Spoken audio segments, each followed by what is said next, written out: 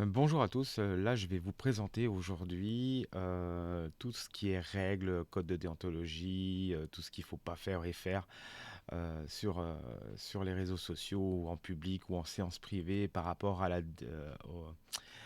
la voyance, à la médiumnité et tout ce qui est les arts divinatoires, etc. Parce qu'il y a encore trop peu de gens qui pratiquent, enfin il y a encore beaucoup de gens qui pratiquent ça sur les réseaux sociaux sans se prémunir justement et sans faire attention à toutes ces lois et ces règles qui peuvent leur coûter très très cher. Je fais cette vidéo vraiment le plus possible et de la manière la plus constructive pour que vous expliquiez point par point et au final on aura un résumé complet et vous allez comprendre que c'est vraiment important de bien lire tous les articles de loi et avant de faire quoi que ce soit. N'oubliez pas que ce soit une activité payante ou pas payante, que vous le fassiez de manière gratuite sur les lives, peu importe, vous, vous avez une activité qui est quand même cadrée par la loi et on ne peut pas faire tout ce qu'on veut. D'accord? Chaque fois que vous utilisez une application, il y a des lois par rapport à l'application, des règles de fonctionnement et ainsi de suite. Donc d'utilisation surtout aussi. Il faut faire attention puisque comme vous êtes en public, vous parlez à un nombre incalculable de personnes et il y a des informations qui sont transmises qui sont très sensible. Il faut vraiment mettre un point d'honneur à bien respecter ça et à bien se conditionner pour ne pas faire d'erreur et éviter tous les emprisonnements et les amendes qu'on va voir ensemble. Alors, les règles et lois liées à la médiumnité. C'est le gros titre en fait du sujet. D'abord, avant de commencer, euh, comme dans tout métier ou activité, il y a des règles et des lois, je vous l'ai dit. Les articles de loi que je vais citer là actuellement ont été mis à jour et j'ai pris à l'instant T, on est le 9 septembre 2023, j'ai vérifié les lois, c'est les mêmes, d'accord.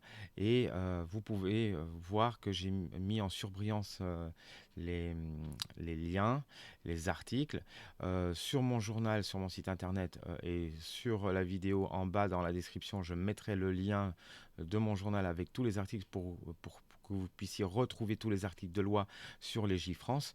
Je rappelle que bon, ce sont des termes légaux, ça peut être modifié. Pour l'instant, ce n'est pas le cas. Je sais qu'il y a des lois qui vont s'ajouter dans pas longtemps, mais je n'ai pas encore la date, qui vont compléter et cadrer encore un peu mieux tout ce secteur d'activité. Euh, il faut prédire l'avenir est autorisé en France et c'est une pratique libre d'exercice. Je dis ça pourquoi? Parce qu'avant c'était interdit. Et comme je vous le dis, ça ne veut pas dire non plus que le consultant, donc le client, ou le praticien peut tout faire. Donc ça, chacun, il y a des lois pour les deux, en fait, vous allez comprendre. Le délit d'escroquerie en RGPD. J'en parle pourquoi? Parce que c'est aussi tout ce qui est les arts divinatoires sont liés aussi à ces lois-là.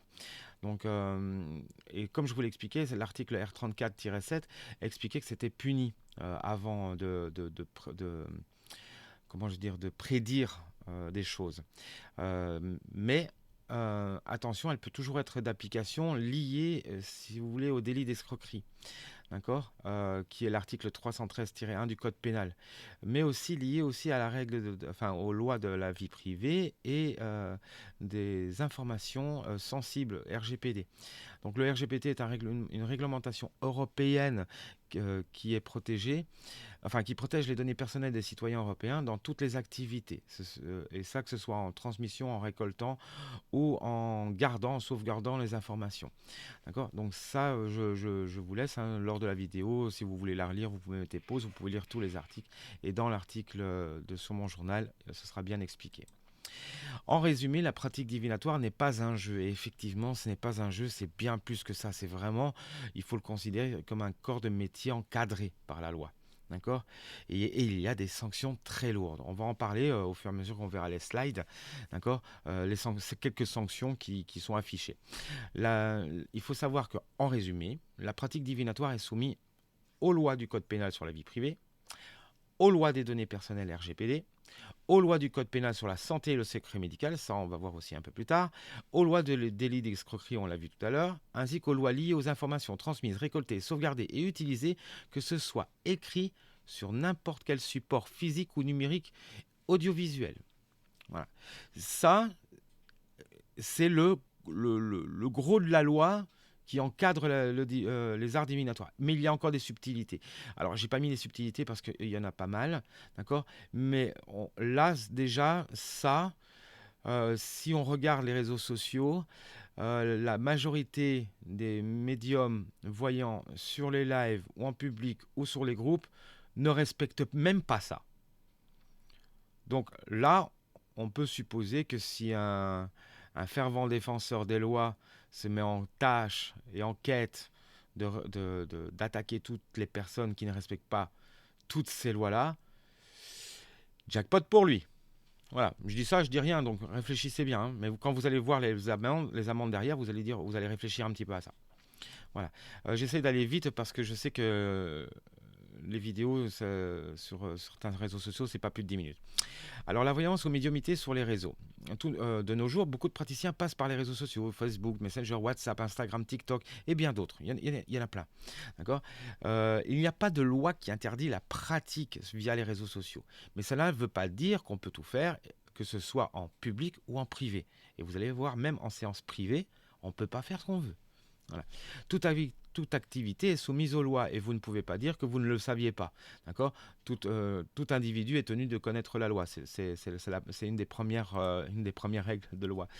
Euh, et, et voilà, c'est sur toutes ces règles-là qu'on a citées précédemment que là, tous les praticiens se perdent. Nous allons voir certains points qui sont liés au divinatoire. Prenons d'abord le texte de loi sur la vie privée des gens. La vie privée des gens, c'est large, d'accord. Et je vous assure, la plupart des gens ne comprennent pas, d'accord. Les gens sont curieux, que ce soit le consultant ou le praticien en art divinatoire. Ben, vous allez poser des questions qui ne sont pas forcément autorisées de poser sans le consentement de quelqu'un. Vous allez comprendre, d'accord.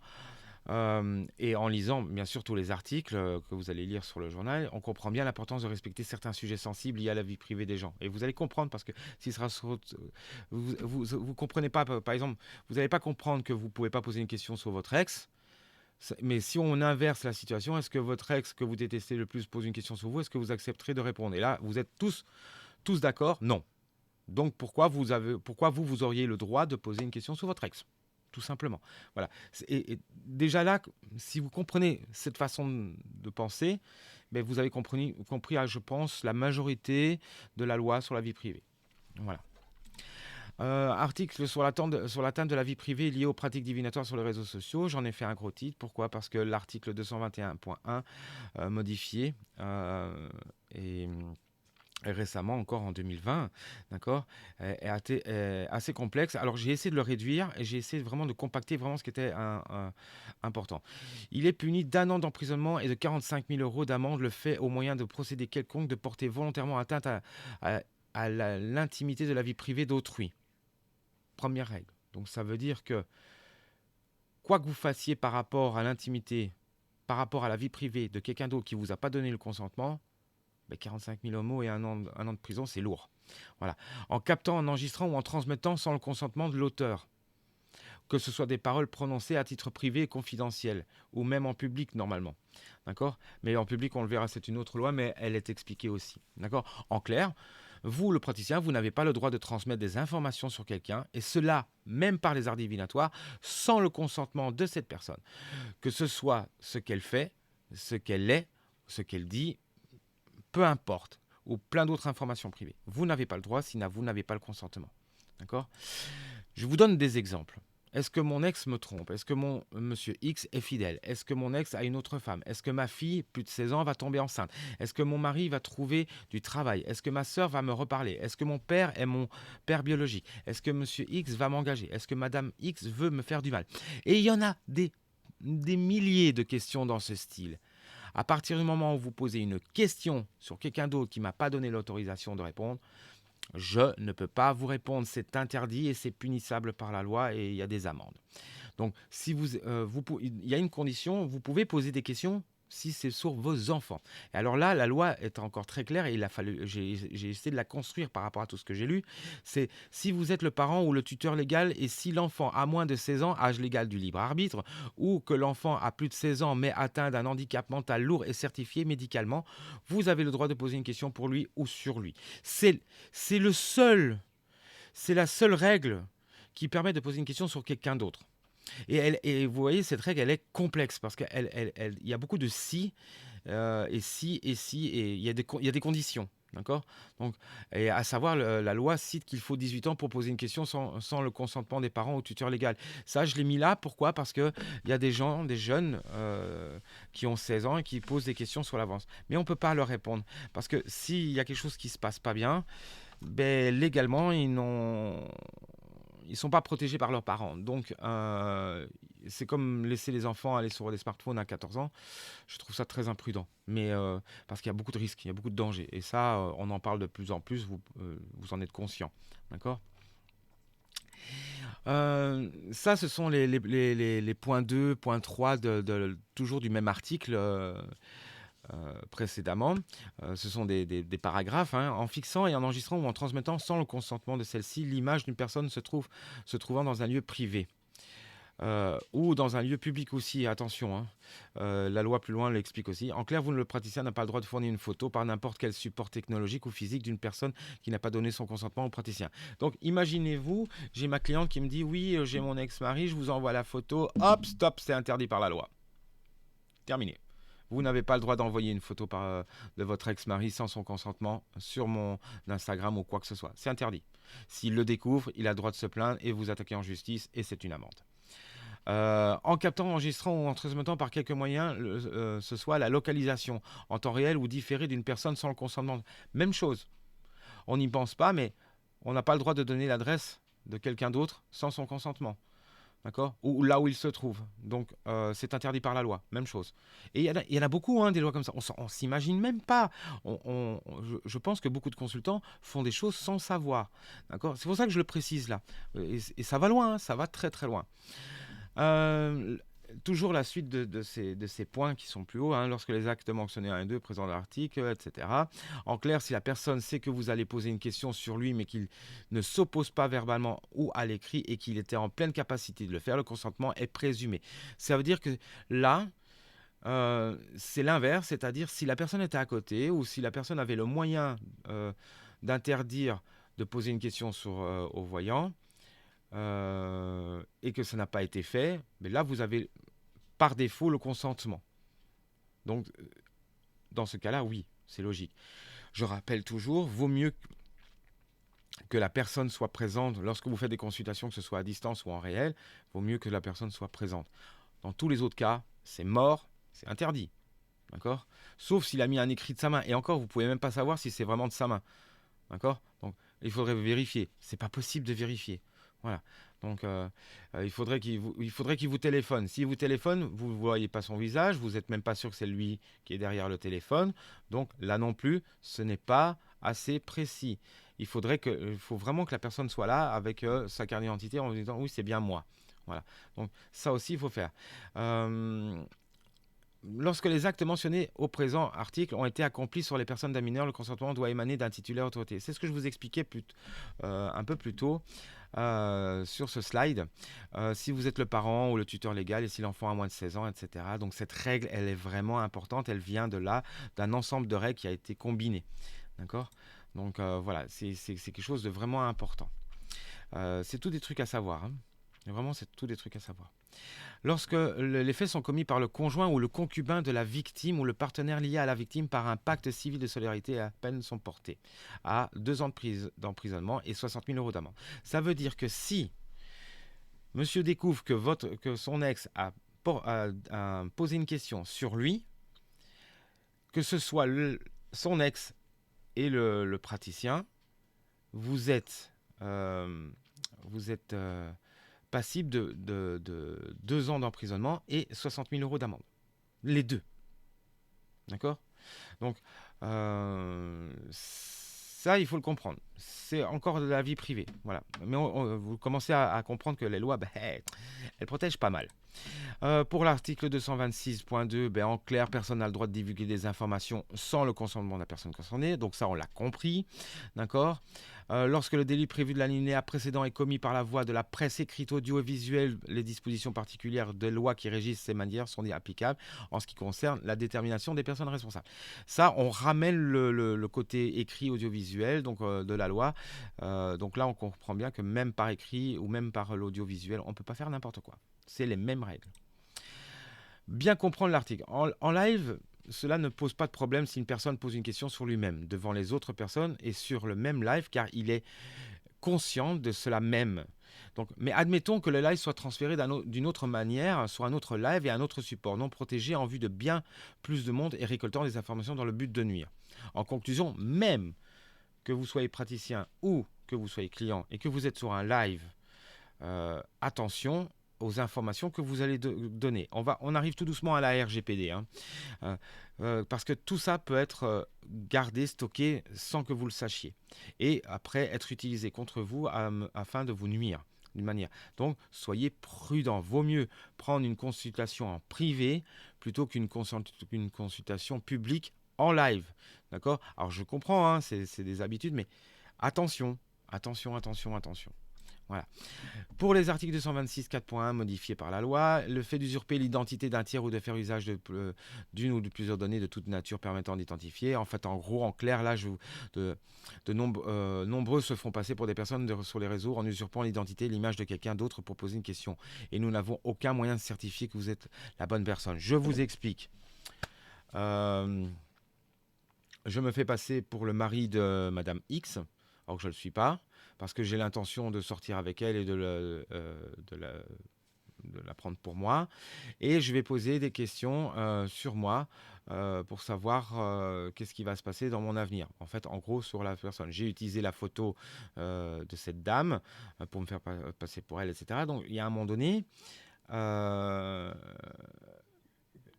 Là, nous, en tant que praticiens, et on est sur le live, comment on peut vérifier que la personne qui est derrière le live, c'est bien la bonne personne? Aucun moyen. Clairement, aucun moyen. D'accord? C'est quand même 1 an d'emprisonnement et 15 000 € d'amende. Je dis ça, je dis rien. D'accord? D'ailleurs, je ne l'ai pas mis, mais voilà, hop, on va le mettre en rouge et en gras. Donc, hop, où est-ce que je suis perdu? Voilà. Donc, en principe, pour poser des questions, il faudrait que le praticien puisse vérifier avec certitude votre identité. Seule la carte nationale d'identité et votre présence en visio ou physique peut être certifiée. Et encore, qui vous dit que la carte d'identité, c'est une vraie? Voilà. Là, je viens de poser le truc. Donc, c'est violent, hein, mais vous ne vous rendez pas compte. Vous ne vous rendez pas compte que tout ce qui est public est très manipulable.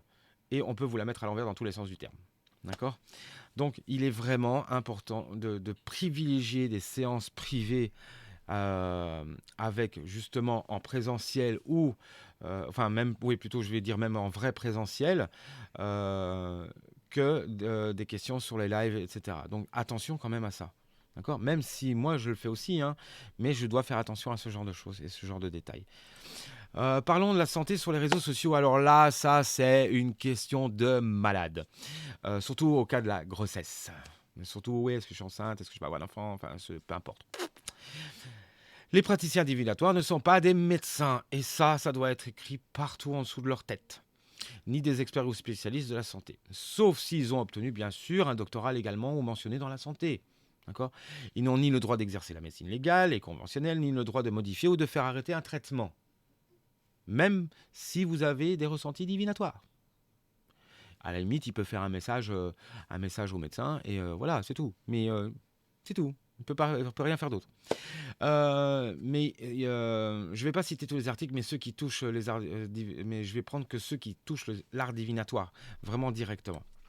L'article L11-10-4, toute personne prise en charge par un professionnel de la santé. Donc ça explique toutes ces règles que vous voyez en face de vous, a droit au respect de la vie privée, mais aussi au secret médical. Ce sont des lois que j'affiche là, vous pouvez les lire. Je vais pas m'attarder à les lire. Mais en clair, toute personne prise en charge par un professionnel de la santé a droit au respect de la vie privée et du secret des informations le concernant. En gros, vous n'avez pas le droit de demander si votre fille de 24 ans, si elle n'est pas présente à côté de vous, va guérir ou va être enceinte, ou peu importe. Seuls les professionnels liés au médical peuvent se transmettre les informations pour le bon suivi de la santé du client. Mais c'est normal en fait. En fait, c'est logique. C'est quelque part de logique. Oui, mais je suis sa maman. Non, elle a son libre arbitre. Sa vie privée à 18 ans, c'est terminé. Tu n'as plus le droit. Elle vit plus sous ton toit, tu n'as plus le droit. Terminé. Voilà. Ça, il faut le comprendre. Il faut l'accepter, c'est la loi. C'est comme ça. Et c'est normal. On ne sait pas l'entente qu'il y a entre vous et elle. On ne veut pas créer de dissonance ni quoi que ce soit. Donc, comme on ne sait pas tout ça, non. Il faut son accord et sa présence. Voilà. Même chose en cas de diagnostic grave. Enfin, de toute façon, c'est toujours tout lié au secret médical et à la santé de la personne. Tous les articles sont là à la page, mais je le résume. Là, c'est clair. Si vous demandez une ou des informations sur la santé de quelqu'un d'autre sans son consentement et que vous ne le faites pas partie du corps médical en lien avec la personne, ni par le parti de la famille, ni des proches de la personne malade, ou n'êtes pas la personne concernée, ni la personne de confiance définie légalement, et c'est là destiné à permettre le soutien direct, c'est puni par la loi. Voilà, ça c'est le résumé. Le résumé de toutes les lois qu'il y a au-dessus. De cette loi, les praticiens en divinatoire et le client n'ont pas le droit de demander ou de transmettre des informations sur la santé de quelqu'un d'autre sans le consentement de la personne concernée. On résume encore un peu plus. Ni sur les réseaux sociaux privés, ni en public, ni même en consultation privée. Et là, je dis bien, ni même en consultation privée. On parle bien de poser une question sans le consentement de quelqu'un d'autre, que ce soit en public ou en privé. Ce qui est toléré, et entendez bien, ce qui est toléré est de parler de sa propre maladie au praticien en séance privée, où vous ne serez que le consultant et le praticien pour maintenir le respect de la vie privée également et le secret médical aussi. D'accord ? Donc, la seule chose qui est tolérée, c'est vraiment de parler de vous-même en privé. Point final. Pas sur les réseaux publics. J'attire encore une fois l'attention sur le fait que le praticien n'est pas un professionnel de la santé. Le divinatoire doit rester dans un cadre de conseil et non une obligation d'acte ou de modifier un traitement. Donc, et inviter le client, généralement, vers un spécialiste ou un généraliste en médecine conventionnelle. Ça, c'est la meilleure chose à faire pour éviter tout débordement. Et la grossesse, fait-elle partie de la santé? Et ça, sur les lives, il y en a beaucoup de clients qui posent des questions sur la grossesse. Le client ne veut pas entendre que nous n'avons pas le droit de répondre à ça. Pourquoi? C'est simple. Les gens ont pris l'habitude que cette question, avant, on y répondait. On avait le droit d'y répondre avant. Mais désolé, mesdames et messieurs, la loi nous cadre là-dedans aussi. Et oui, la grossesse fait partie de la santé. Et c'est pour ça que la grossesse est interdite sur les réseaux publics. Voilà. Je vous montre quelques articles là. Je ne vais pas tous les lire ni les décrire. Mais dans tous ces articles, il y a le mot grossesse et qui parle de grossesse future ou à venir ou en cours, d'accord, de grossesse en cours, d'accord, et tout ce qui est lié à la santé, qui touche la grossesse, ou même les parcours au PMA, par exemple, on ne peut pas en parler non plus, ça fait partie de la santé. Donc la question, est-ce que ma fille va accoucher et tomber enceinte? Interdit d'en parler. Et est-ce que moi, je vais avoir un bébé dans 3 ans? Non, interdit. Interdit. Interdit, interdit. Et il y a quand même une règle qui permet de poser une question. La seule question, en fait, qu'un client peut poser, enfin qu'une femme peut poser à un praticien d'art divinatoire, c'est quelle est la meilleure période ou la période la plus quelle est la période la plus propice pour tomber enceinte. C'est la seule, et ça a été vérifié par un avocat, c'est la seule question que le client peut se permettre de poser. C'est la seule. Et il n'y a pas de loi contre ça. Donc, on ne parle pas de santé dans ce cas-là, on parle d'une période. D'accord ? Autre cas de figure, vous aimez, je reparle encore de cette histoire de enceinte, mais c'est parce que c'est un sujet qui revient très, très souvent. Pour une raison qui vous regarde, votre question première, c'est: «Est-ce que je suis enceinte? Est-ce que je vais être enceinte?» De par la loi, seul un professionnel de la santé vous prescrivant un test sanguin est certifié pour répondre à cette question. Sachez que même les tests vendus en pharmacie ne certifient pas à 100 et est toujours suivi d'une prise de sang. Et oui! Donc, le praticien n'est pas un professionnel de la santé, donc le praticien en art divinatoire, bien sûr, ne connaît pas votre passif, ni le parcours médical, ni le traitement que vous avez eu, un tas d'autres informations médicales dont il n'a ni accès ni l'autorisation d'y accéder légalement. Le sujet de la grossesse est lié à tout point de vue médical, lié même aux lois de l'ensemble du médical couvert par le secret médical. Donc là, on revient encore sur les règles. Même si le praticien divinatoire a la réponse et que la loi ne lui interdit pas explicitement de répondre, il doit prendre en compte que les arts divinatoires ne sont pas une science exacte au même titre qu'un examen médical et de ce fait ne peut pas garantir à 100% le résultat. Dépend aussi des nombreux facteurs incontrôlés de l'univers qui entourent la personne concernée et des futurs actes ou non actes de la personne même. Et là, j'entends beaucoup de gens qui me disent: «Oui, mais s'il est vraiment médium et qu'il a vraiment la réponse.» Oui, mais il a quand même pas le droit. Mais oui, mais s'il est bon, la réponse sera bonne. Donc il ne fait rien de mal. Et admettons qu'entre le moment où vous le dites, la vérité et la voyance, et on sait que la voyance n'est pas euh, fixée dans le temps, un élément perturbateur qu'on n'a pas vu arriver vient se mêler dans l'accomplissement du fait qu'elle doit tomber enceinte. Là, votre réponse devient négative. La femme a fait tout un parcours au préalable et que c'est son dernier espoir que vous lui avez donné. Elle se prend une balle, le mari vous attaque en justice parce que vous lui avez dit une mauvaise réponse. Vous êtes en tort. La loi ne va pas vous protéger. Vous êtes en tort, clairement. D'accord. Par conséquent, et par respect pour le secret médical et de la vie privée, il est interdit aux praticiens de parler de tout ce qui est lié de près ou de loin à la santé et de ce fait de la grossesse aussi, mesdames et messieurs. Voilà. Donc, sachez aussi, hein, si on pouvait répondre à cette question, on pouvait, hein, c'est juste à titre d'information. Le but n'était pas d'être enceinte, parce que est-ce que je vais être enceinte? C'est pas ça votre but. Le but, c'est d'avoir un enfant viable. Donc, en fait, la bonne question qui serait à poser, c'est: est-ce que je vais accoucher d'un bébé viable et en bonne santé dans moins d'un an, par exemple? Ça, ce serait la bonne question. Mais personne ne la pose en ce sens. D'accord? Personne ne la pose. Et pourtant, c'est la bonne question. Mais ça aussi, c'est interdit en public.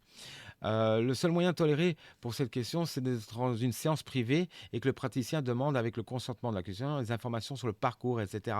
Donc, et même avec ça, il faut toujours inviter la cliente à se diriger vers un gynécologue ou en tout cas un médecin spécialiste là-dedans. D'accord? Vous n'êtes pas médecin. D'accord? Vous pouvez dire oui, vous pouvez supposer oui, les cartes semblent vous amener sur une grossesse courant de l'année, ta ta ta ta ta ta. D'accord? Semble. Ça ne veut pas dire que ça va. Là, les mots sont importants. Et l'expérience justement des médiums, c'est là-dedans, c'est dans la verbalisation des mots et l'utilisation des mots bien précis pour ce genre de questions qui sont assujetties à des règles très précises. Voilà, c'est vraiment important. Donc là, j'ai fait vraiment un résumé. Vraiment un résumé de malade, d'accord, sur les lois RGPD, déontologie et tout ça. Donc en public, live, commentaires, vidéos, photos, audio, sur les réseaux sociaux, verbalement et autres supports et moyens de communication, qu'ils soient gratuits ou payants. En tant que praticien ou client, interdiction de demander ou de déposer ou de partager des données sensibles telles que le nom, le téléphone, la date de naissance, adresse postale, information de la santé, dans tous les sens du terme, un diagnostic médical, les informations d'avant, pendant et après la grossesse, les données bancaires et administratives, les mots de passe bien sûr et les identifiants, le statut de la personne et toutes ces autres informations sensibles. Seul le praticien peut partager ces informations professionnelles et légales, le représentant ou représentant son entreprise ou son activité telles que le nom, adresse, téléphone, fax, email et réseaux sociaux. Voilà le résumé du résumé du résumé. Voilà. En privé et en public. Sur les lives, commentaires, vidéos, photos, audio, sur les réseaux sociaux, verbalement et autres supports et moyens de communication, séance et consultation privée, qu'ils soient gratuits ou payants. Donc j'ai rajouté le mot séance.